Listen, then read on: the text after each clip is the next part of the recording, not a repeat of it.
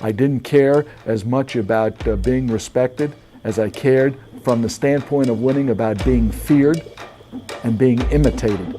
And then respect could come after that.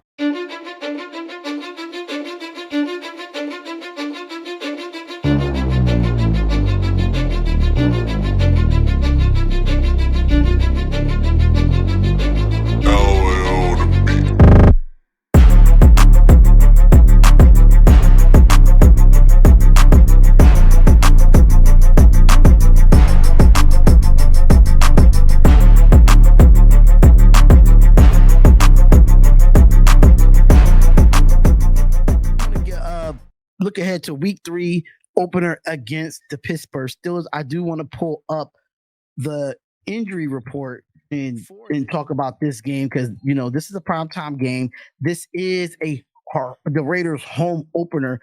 On top of that, so we do have the week 3 injury report as we can see here. As far as the Pittsburgh Steelers, as they say that Patrick Peterson, he was a full participant. This is according to Friday. Gunnar Olszewski, he's a wide receiver number 89 for the Pittsburgh Steelers. He is considered out. Larry Ojanobi, he was a full participant. Darnell Washington was a full participant. Isaac Samalo was a full participant. Marcus Golden was a full participant. Mika Fitzpatrick with the chest, he was a full participant, so he might be able to go.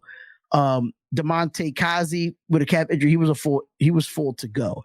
Now for the Las Vegas Raiders, the game status for Tyree Wilson with illness is questionable, but most likely he will be back for this game. But according to yesterday, Jacorian Bennett, full participant. Devon Diablo with ribs, full participant. Marcus Epps, full participant. Jacoby Myers was a full participant with the concussion. That's good. Bum behind Bilal Nichols, hamstring and hand. Child, please. Stop that bullshit. He was limited with a hamstring and a hand. Chris Smith with an illness. The rookie, he was full participant, and Tyree Wilson was limited.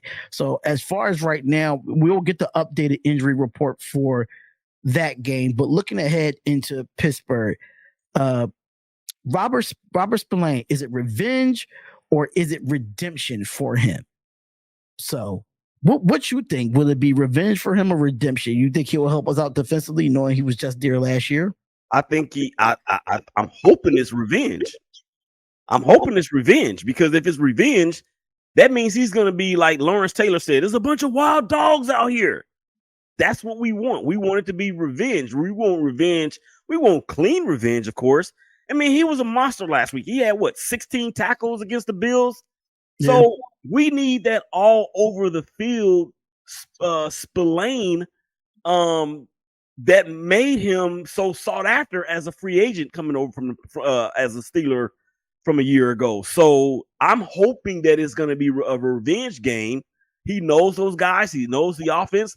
I mean, the fact that he played there for as long as he did, he's got certain tendencies that he can share with the rest of the squad. And I'm telling you right now, whatever competitive advantage Patrick Graham can get, he needs to get it. Agreed.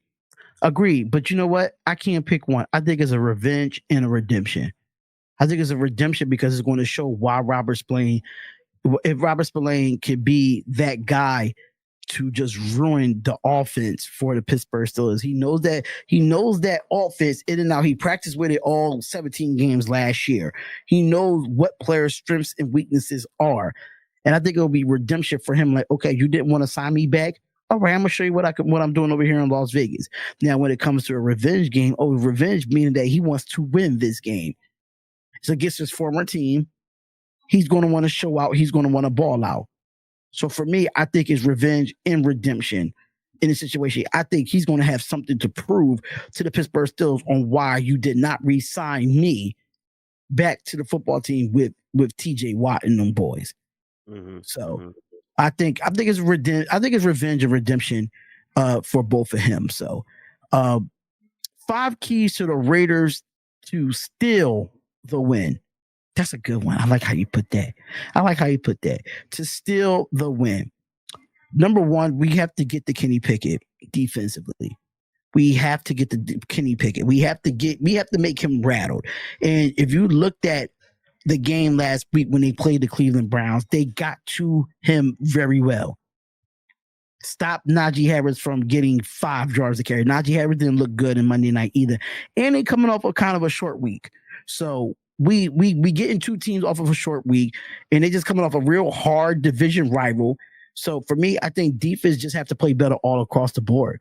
Get pressures, be creative with stunts, be creative with our coverages, and bring Nate Hobbs on a blitz, some of that nature. But we just have to play clean football on the defense side of the ball. Number 2, we got to open up the playbook for Jimmy Garoppolo a little bit more. Got to open up the playbook. We're going to have to get these tight ends involved. These linebackers is not going to be able to cover our tight ends if we get them involved. And then on top of that, you could get them in a 5-yard curl or a 7-yard drag or something of that nature to get the ball out of his hands quickly to protect TJ Watt from coming in and getting sack after sack after sack, especially if he's going up against Colton Miller. I like our matchup there, but if he's going up against Illuminor, I do not like our matchup. So for me, I think, we got to open up the playbook. It got to be quicker throws, even though people don't like the dink and dunk. People want to see the deep ball. I get that. But the only way to get the deep ball, if you start out a lot underneath, it makes people, and then when you do your double moves, they're like, okay, they went underneath, boom. Then you got them out on the outside, or you run a up and out, one or the other. But that's for me. You got to open up the playbook a little bit more and get Jimmy Garoppolo going fast and early. Number 3, offensive line, you got to open up holes for Josh Jacobs. You got to get the defensive line worn out for the Pittsburgh Steelers. You're going to have to get TJ Watt going upfield, knowing that he's not going to be able to go upfield against Josh Jacobs. Just keep pounding it and just try to fire up the ball. Is continuity. So Josh Jacobs in this running game, we can sustain drives, and that goes into my next one, my number 5, time of possession. We got to keep the Pittsburgh Steelers offense off the field because they can strike at any time. And we've seen that Monday night against Cleveland. They have to they can strike really fast if they want to. So we'll see a George Pickens versus a Jacorian Bennett. That's gonna be a great matchup. Even though Pickens is like a 1 or 2 year player versus a rookie, that's gonna be a great matchup to see on one side. And then they don't have Deontay Johnson. He's on IR, so that's another one that we have to make sure that he's not going to be there. But they got some other receivers over there that's going to be trying to help out in that situation. But I mean, that's basically my keys for the game in my personal opinion. Yeah, and I agree with all of those, and I'm going to add a couple more because excuse me. Sorry about that, Raider Nation. I'm going to add a couple more because I think it's critical that we understand that this kid, Alex Highsmith, the strong side linebacker for the Steelers, coupled with TJ Watt, probably the best tandem in the NFL. We saw what they did against Cleveland on Monday Night Football, outside of what, of course, Minkah Fitzpatrick did. But these 2 dudes right here are going to be a handful to contend with. And it really just bleeds into what you said in terms of being able to get the holes opened up and wearing them down and making them play the run. And then the second thing I'll add is keep the penalties on the low. Now that you have shown us that you can do it with what you did against Buffalo, that is going to become the expectation. So I'm going to add those 2 to what you've already said. Yeah, so let me just see. I saw something I was reading the other day about the preview of the Pittsburgh Steelers game. Let me see if they have it here. So I don't know. Okay. So Steelers versus Pittsburgh week 3, Steelers to worry about. So according to justballbaby.com, I seen this not too long ago. And it said that the Steelers versus Pittsburgh game 2023 week 3, Pittsburgh Steelers to worry about. One was Najee Harris, which is establish a run game Sunday night that be able to come away with a victory and have a good matchup between Najee Harris and Josh Jacobs. Unfortunately, both young running backs have struggled to get going in the start of the season, both well under 100 yards across their first 2 games. Now, Harris is an elusive running back and have to think of Kenny Pickett is going to want him going early often on Sunday night, but the Raiders have gashed by James Cook on Sunday, which he had 17 carries for 123 yards. We'll expect the Steelers to try to do the same inside Allegiant Stadium. 2, they said TJ Watt, which is that you really can't talk about the Steelers if you're not talking about TJ Watt. He's such a difference maker on the defensive side of the ball. He's considered one of the best defensive players in the NFL right now, and he's off to a great start in the NFL season if you look at it. He definitely leads the NFL in sacks as of right now with only 4. But we got to make sure we got to keep Jimmy Garoppolo up right at this point. And like I said, in the 5 keys, Jermaine Illuminor and Colton Miller has been out. He has been outstanding. Both of them has been good, in the off season, but it will be a test for us to go up against TJ Watt. And George Pickens is the third one that they said on justballbaby.com. I think Kenny Pickett and George Pickens have found their continuity in the last year or two. George Pickens is only 22 years old. He did have 9 catches for 163 yards so far this season. They saying that the Steelers can move the ball with efficiency on Sunday night. You have to play that big part, but I think that's the kind of like look at it. But I forgot that they have Allen Robinson as well. Mm-hmm. They do have Allen Robinson. That's a veteran number 2 for the Pittsburgh Steelers. So that most likely Marcus Peters will probably be on him. Love to see those 2 old guys go together. But what do you think of those 3 Steelers to worry about going into the game before we give our final predictions? Yeah, I think for the Pickett to Pickens connection, I call it pick twice or double picks or pick squares. The Pickens. Yeah, we definitely got to contain that. Nate Hobbs, Jacorian, you guys are going to be on the clock. And he is a freak of nature. But all of that will be offset if we can get some pressure on Pickett, because Pickett will throw it to you. He will throw it to the other team. So yeah, that's something that I hope that, we just sit here and we talk about what we see. Patrick Graham and that defensive side of the ball on the coaching side, you guys get paid millions of dollars to see to do what we see, or do what we talk about rather. So hopefully they see that and can do what needs to be done in order to help Max Crosby get freed up. I don't know. He doesn't really blitz that much to me. But we've got to get some pressure on Pickett, because that's the only way we're going to be able to force any turnovers, in my opinion. Yeah, absolutely. So that's basically our preview for this week 3 and score predictions going into it. We play Sunday night, 8:15, 8:20-ish Eastern Standard Time, which will be live on the Nothing But Raider podcast YouTube channel, and I probably will be live on the Darian Hopkins Sports Show and the Grid Network. Shout out to the Grid Network. Shout out to my family over there. Really do appreciate them. But score prediction, we in our home opener, we going up against a rival in the Pittsburgh Steelers that we really hate to the core for a long, long time now. And I really hope that the Raiders take this personally. I really need for them to take this rivalry personally. This rivalry has not been the same in a long, long time. And I need for this rivalry to get back to where it was. And I need for the Raiders to take this personally. So, Willie, who you got?